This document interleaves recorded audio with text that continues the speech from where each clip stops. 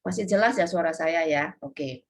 Nah, begitu Anda berusia 40 tahun, maka kecepatan metabolisme itu secara alamiah akan mengalami penurunan sekitar 5% per tahun. Oke. Nah, kenapa? Karena seiring bertambahnya usia, massa otot tubuh kita ini akan semakin tergantikan oleh massa lemak. Oke, akan tergantikan oleh massa lemak. Oke, yang kedua itu adalah jenis kelamin. Oke. Oh, jadi sorry, saya masih jelaskan tentang usia ya. Oke. Jadi massa otot tubuh Anda akan semakin tergantikan oleh massa lemak. Makanya kita tuh sering dengar ketika masih muda kurangin makan, perbanyak olahraga, bisa turun tuh berat badannya dengan cepat. Nah, tetapi kenapa semakin bertambah umur, makanan juga sudah dikurangin, olahraganya juga sudah gitu ya. Tapi berat badan tidak bergeming, malah cenderung naik gitu ya. Oke, itu mengenai usia. Oke, selanjutnya mengenai jenis kelamin ya, jenis kelamin. Kalau kita yang teman-teman perhatikan ya, ada suami istri yang ikut bareng misalnya TS 90 gitu ya. Tapi kenapa kok laki-laki ini kok turunnya lebih cepat gitu ya? Perempuan kok turunnya lebih lambat. Yang memang dikasih Tuhan kayak gitu badannya. Ya, dikasih Tuhan kayak gitu. Kenapa sih ya? Karena laki-laki biasanya memiliki otot yang lebih banyak, oke, dan lemak yang lebih sedikit dibandingkan perempuan ya dengan usia dan berat badan yang sama. Oke. Nah, dengan adanya perbedaan tersebut, tubuh laki-laki cenderung membakar lebih banyak kalori daripada si perempuan ini. Oke. Nah, untuk mengimbanginya gimana perbedaan ini? Ya, bukan berarti nggak ada solusinya loh, ada. Nah, perempuan ini harus melakukan aktivitas fisik yang lebih banyak. Jadi apalagi perempuan itu juga punya masalah hormonal ya, ada mensnya, terus ada PMS-nya, banyak gitu perempuan itu. Jadi makanya kalau katanya dengan TS 90 ya, kalau perempuan itu janganlah cheating. Karena kalau cheating fatal akibatnya. Karena kayak gini, karena massa lemaknya lebih baik dibanding massa ototnya. Nah, itu ya. Oke, terus yang ketiga itu adalah ukuran dan komposisi tubuh. Nah, di sini teman-teman siapa sih yang belum pernah naik omron? Ya, jadi teman-teman naik omron ya untuk bisa mengetahui komposisi tubuh itu. Ya, komposisi tubuh itu apa aja? Yang paling utama itu udah pasti udah ketahuan lah ya berat badannya berapa. Tapi dia berat badannya itu kita juga harus tahu isinya apa sih di badan kita gitu ya. Berapa sih persentase daripada body fat atau lemak sabutannya. Terus berapa sih berapa lapis daripada lemak visceral yang kita punya, oke? Terus juga berapa sih otot yang kita punya. Jadi dari ketiga hal ini bisa dilihat sebenarnya kita itu termasuk yang mana. Apakah kita itu normal, apakah kita itu overweight secara fat, atau kita obesitas secara fat ya. Tapi jangan dilihat daripada angka timbangan, tapi justru isi dari badannya kita ya. Karena gini, biasanya itu ya, biasanya itu sorry, orang yang big size ya, pasti komposisi tubuh itu rapotnya merah. Rapotnya merah itu maksudnya apa? Maksudnya itu ya pasti lemaknya banyak, tapi ototnya kecil. Nah, tapi ada juga orang yang kelihatannya kurus ya, tapi ketika diukur dengan omron, komposisi tubuhnya juga merah gitu ya. Rapotnya juga merah. Kenapa? Karena ternyata dia itu menyimpan lemaknya dengan sangat rapi di dalam tubuhnya. Sehingga nggak kelihatan dari luarnya gitu ya. Tapi kalau saya itu jenisnya adalah jenis yang dari luar udah kelihatan besar gitu ya. Nah, terus yang keempat itu aktivitas fisik dan olahraga. Nah, orang yang suka berolahraga atau orang aktif secara kehidupannya ya tidak, maksudnya yang nggak pernah bisa diam gitu misalnya lebih aktif gitu ya. Biasanya juga berpengaruh ke metabolismenya sih. Jadi kalau orang yang suka berolahraga tentunya akan membantu ke metabolisme tapi tidak secara keseluruhan. Karena kenapa? Ada satu poin lagi yang berhubungan dengan usia tadi.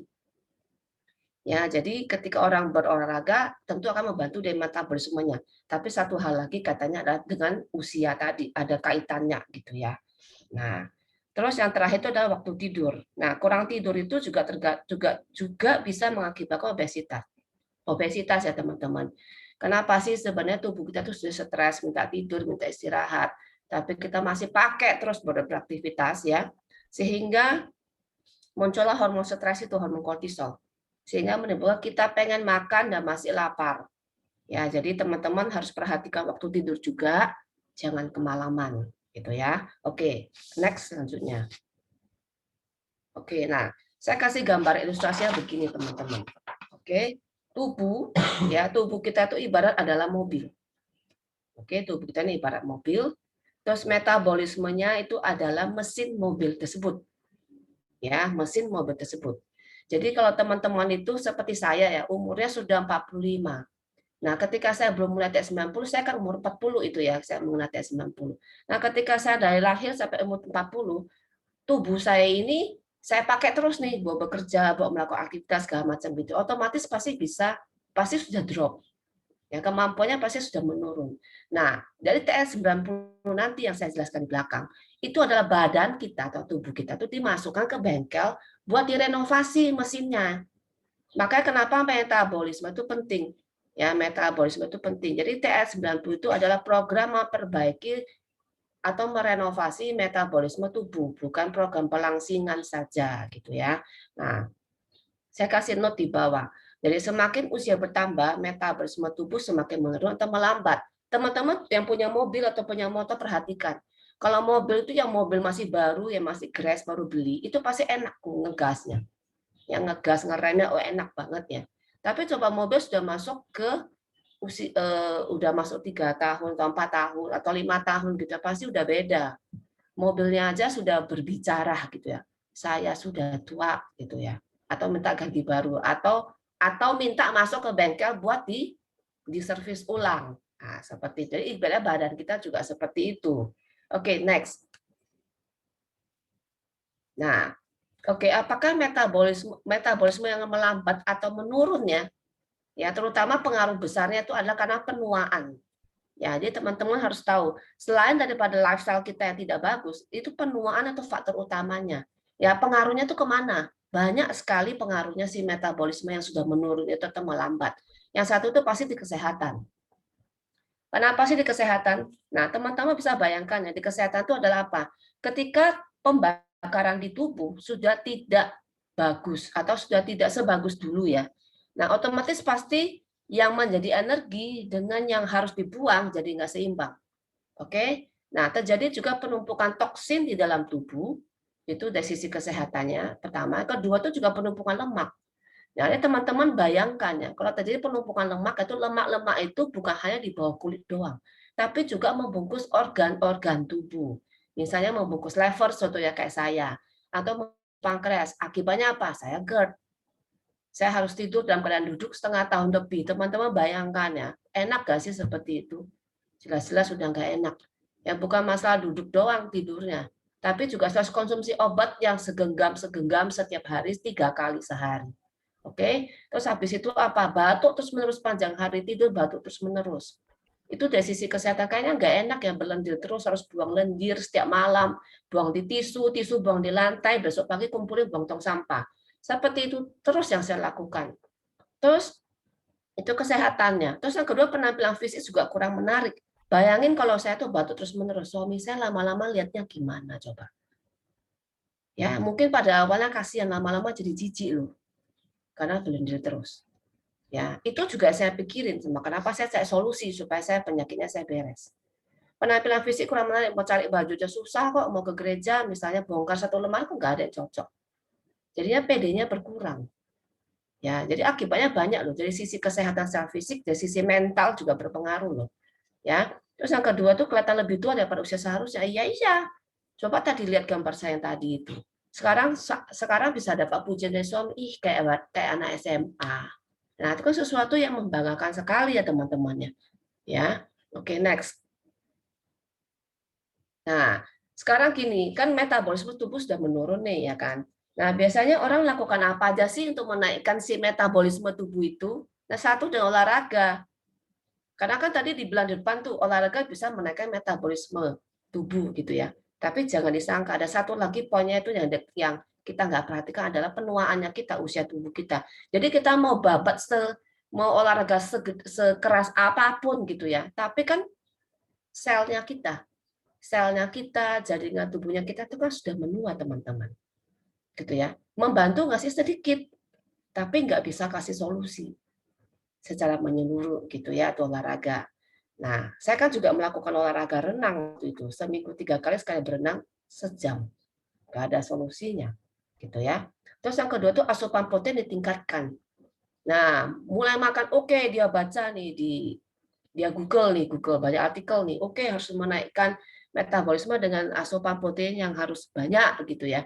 Terus ya asal aja makan protein yang banyak, tapi jangan lupa mesinnya sudah tua gitu ya. Sehingga pembakarannya ada tapi sedikit. Sehingga justru banyak yang tersimpan menjadi lemak. Jadi ini dua ini tektot, bukan solusinya gitu ya. Oke, kita lihat apa sih solusinya? Oke, next. Solusinya adalah dengan teknologi H-Lock, teman-teman bisa lihat. Oke, teknologi H-Lock itu ada di dalam TR90. Maka namanya H-Lock TR90. Nah, apa sih teknologi? Teknologi H-Lock ini adalah teknologi yang bekerja sampai level genetika, teman-teman. Sesuatu hal yang wow, luar biasa banget ya. Kenapa? Sebenarnya kita harus perhatikan ya. Ada 3 kelompok youth gen cluster ya, ekspresi genetik itu yang berhubungan dengan bentuk dan keremajaan tubuh, metabolisme tubuh. Jadi mau meremajakan kembali metabolisme tubuh kita yang nanti kaitannya dengan metabolisme lemak. Oke, next yuk. Dimunculkan aja, Jen. Oke, nah metabolisme lemak, tadi ada 3 youth gen cluster. Yang pertama itu metabolisme lemak, yang kedua itu otot, dan ketiga itu adalah kontrol nafsu makan. Ya, kontrol nafsu makan. Nah, banyak orang melakukan itu cuma olahraga doang, yaitu otot. Dan ketiga yang pertama itu olahraga, kedua itu cuma kontrol nafsu makan, cutting makanannya masuk, atau less eating. Aku sudah kurangin kok. Pagi nggak sarapan, siang makan makan saja. Siang makan, malam cuma makan buah doang gitu ya. Ya sudah cutting. Tapi kok nggak ada penurunan, bahkan setengah kilo juga susah gitu ya. Sudah starving, udah kelaparan banget, tapi kok nggak turun-turun sampai kepala puyeng, sampai gula darah turun gitu ya. Kenapa? Karena dia lupa. Karena ketika untuk menurunkan atau merubah komposisi tubuh atau terjadi transformasi dalam tubuh, perlu ketiga hal ini, itu satu lagi metabolisme lemak. Jadi makanya kalau dibilangin bahwa kenapa kerennya si teknologi H-Lock ini, karena dia meremajakan metabolisme tubuh, teman-teman. Jadi jawaban buat teman yang mencari cara untuk memperbaiki atau menaikkan metabolisme tubuh itu adalah TR90 jawabannya. Oke, next. Jawabannya di next selanjutnya itu TR90 ini. Nah, inilah yang merubah transformasi tubuh saya. Itu ya, teman-teman. Nah, nanti bagaimana cara kerja TS90 akan dibahas mungkin di sesi selanjutnya ya, karena saya fokusnya di metabolisme lemak. Nah, ini ada 5 item di sini ya, 5 item. Nah, yang saling menunjang satu sama lain ya. Dan ini suatu program yang merupakan satu-satunya program di dunia yang bekerja di dalam meremajakan metabolisme tubuh. Oke, next-nya kita lihat. Nah, kenapa? Karena di TS90 itu fokusnya itu bukan berat badan doang. Banyak orang hari ini mau mengecilkan size tubuh dengan hanya fokus di berat badan doang. Tapi sebenarnya itu bukan sesuatu yang bagus. Kenapa? Karena itu cuman oke lah, kalau turun misalnya turun 2 kilo, aku udah turun nih 2 kilo misalnya dengan cara tidak makan malam misalnya, atau tidak makan nasi, atau misalnya cuma minum ngesek-ngesek doang sepanjang hari. Tapi numpang tanya dulu yang turun itu apa. Jangan happy duluan. Nah, jangan happy duluan. Kenapa ya? Karena biasanya kalau diet tradisional, kita fokusnya kan cuma turunnya berat badan nih. Angka timbangan bergeser ke sebelah kiri gitu, udah happy. Tetapi perlu kita ketahui biasanya atau pastinya itu turunnya adalah otot dan air. Ya, karena buat turunnya lemak nggak gampang ya teman-teman. Orang buat nimbun lemak aja butuh waktu kok. Berarti turun lemak juga butuh waktu. Kalau turunin air dan otot gampang, gitu ya. Nah, kenapa? Karena setiap otot yang hilang kaitannya dengan metabolisme tadi itu adalah ketika otot kita hilang, metabolisme pasti turun. Nanti saya ada penjelasan di belakang gitu ya.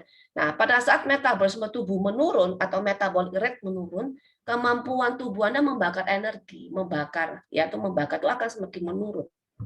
Maka seperti lingkaran setan. Oke, ketika kita turun 2 kilo tapi turun otot dan air, maka ketika kita makan kembali seperti biasa kita akan besar 2 kali lipat, biasanya seperti itu. Oke. Nah, sementara di TS90 itu otot kita itu justru dibuat besar, teman-teman. mesin kita tuh justru di-upgrade dengan TS90 ya. Oke, next. Nah, seperti ini teman-teman bisa lihat ya perbedaan TS90 dengan diet tradisional. Jadi tadi saya berbicara dengan metabolisme segala macam, ini solusinya teman-teman. Ya, ini solusinya. Ketika kita diet tradisional, ya, ini ada dua lingkaran nih. Yang lingkaran sebelah kiri ini teman-teman lihat. Lingkaran merah itu adalah ototnya kita. Oke, lingkaran kuning itu adalah lemaknya kita. Oke. Nah, ketika kita diet tradisional, ya, karena kita cuman hanya mengurangi jatah makan, nggak pernah memperhatikan nutrisi. Ya, olahraga juga mungkin ada juga ada enggak gitu ya. Nah, biasanya itu penurunannya adalah pasti ototnya berkurang. Kadang otot itu juga berat loh. Otot dan lemak itu sama-sama berat. Oke. Nah, ketika otot berkurang sama dengan metabolisme tubuh menurun. Oke. Sama juga dengan apa? Lemaknya terakumulasi. Jadi itu berkaitan ya, teman-teman. Nah, sementara dengan di TS90 justru yang dibesarin itu ototnya. Lemaknya jadi tipis. Ya, lemaknya jadi tipis. Nah, maka apa yang terjadi? Otot bertambah, metabolisme tubuh jadi bagus ya atau meningkat dan lemaknya berkurang. Jadi teman-teman harus melihat karena memang seperti itulah tubuh seharusnya seperti itu. Ya, jadi ada terjadi pembakaran berarti ototnya tuh mesinnya harus di-upgrade. Oke, next. Nah, di sini juga dijelaskan di sini ya, bedanya antara traditional diet ya terus dengan the 90 eating plan. Oke, kenapa? Karena kita adalah maintain lean muscle. Nah, seperti saya misalnya nih. Saya dulu ketika belum ikut TS90, dulu ketika saya masih gadis saya suka angkat beban. Ya, jadi saya memang ada ototnya di lengannya ada tikusnya, ada tikusnya. Nah, ketika saya gemuk ya teman-teman, lengan saya jadi besar nih. Ya, lengan saya jadi besar, otot saya ketutup lemak jadinya. Oke, otot saya ketutup lemak. Nah, ketika saya ikut TS90 kan jadi slim. Nah, jadi slim terus otot saya jadi naik dan ketika saya latih sedikit lean muscle-nya kelihatan, teman-teman. Jadi saya kalau misalnya pakai baju yang berlengan, bangga.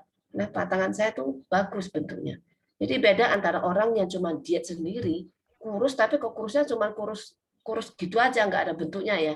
Nah, terus juga kelihatan tua biasanya. Kenapa? Karena yang turun itu adalah air, teman-teman, dan juga otot. Jadi katanya kempot, badannya kok longgar. Nah, itu beda ya antara yang di age lock dengan yang tidak di age lock gitu ya.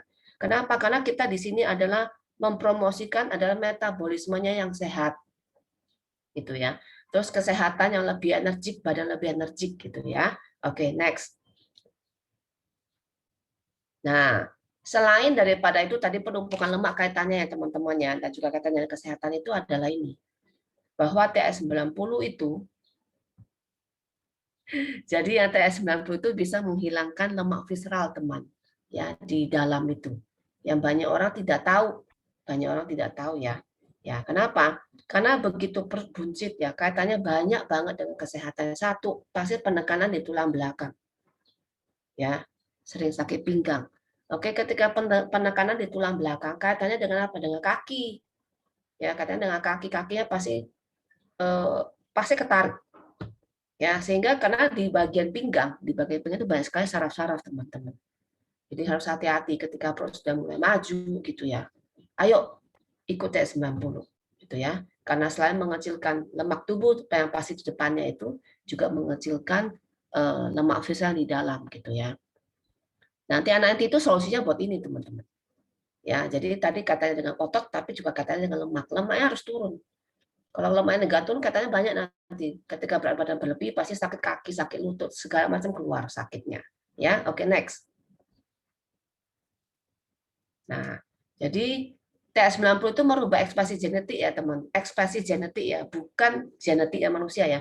Jadi dari pertama dulu kita tuh kurus langsing, terus kita mulai melahirkan misalnya mesin juga udah turun, jadi surplus gitu ya. Terus ketika kita ikut TS90 maka hasilnya kok akan balik ke kita semula. Maka kenapa saya dibilang kok badan anak SMA. Nah, seperti itu teman-teman ya. Oke. Nah, selanjutnya ini kita ada Cheryl nih, ya Cheryl-nya keren banget ya teman-teman. Mau nggak dengerinnya? Kalau mau kasih angka 1 dong. Oke, kita panggilkan ya Cheryl-nya ya. Namanya Eta. Oke, persilakan. Halo semuanya, perkenalkan nama saya Eta, saya berasal dari kota Surakarta atau kota Solo. Saya mau menceritakan secara singkat pengalaman saya mengikuti program Edgelog di R90. Jadi saya ini memiliki tubuh yang gemuk dari kecil, namun bukan dari bayi, melainkan dari sekitar usia 4 atau 5 tahun. Kemudian saya tumbuh menjadi remaja yang bisa dikatakan obesitas atau memiliki kegemukan. Kemudian di tahun 2012, saya itu menimbang berat badan saya dan ternyata berat badan saya sudah mencapai angka 1 kuintal lebih, yaitu tepatnya 102,2 kilogram dengan tinggi badan 168 cm. Kemudian di tahun yang sama, di tahun 2012, saya diajak oleh salah satu teman saya untuk bergabung di salah satu pusat kebugaran yang ada di kota Solo. Mulai dari situ, saya rajin olahraga. Semua kegiatan yang ada di pusat kebugaran tersebut saya ikuti. Mulai dari Zumba dance, spinning class, body combat. Kemudian saya juga rutin yang namanya angkat beban minimal 1,5 jam per hari didampingi oleh trainer-trainer yang ada di sana. Kegiatan tersebut berlangsung kurang lebih selama 2 tahun, di mana setiap harinya jam 7 pagi saya sudah olahraga, sudah berada di sana. Kemudian dilanjutkan dengan kuliah. Selesai kuliah, saya nggak pulang ke rumah, tapi saya malah pulangnya ke pusat kebugaran. Saya lanjutin lagi olahraga sampai malam. Begitu terus selama 2 tahun. Dan hasil yang saya dapatkan juga fantastis. Saya bisa turun berat badan sebesar 32 kilogram. Atau hasilnya berat badan saya pada waktu itu mencapai 70 kilogram dengan tinggi badan 168 cm. Namun, di tahun 2014, saya lulus kuliah, kemudian saya kerja di salah satu perusahaan swasta yang ada di kota Solo, yang mana menuntut saya untuk mulai kerja itu dari jam setengah 8 pagi sampai jam 5 sore.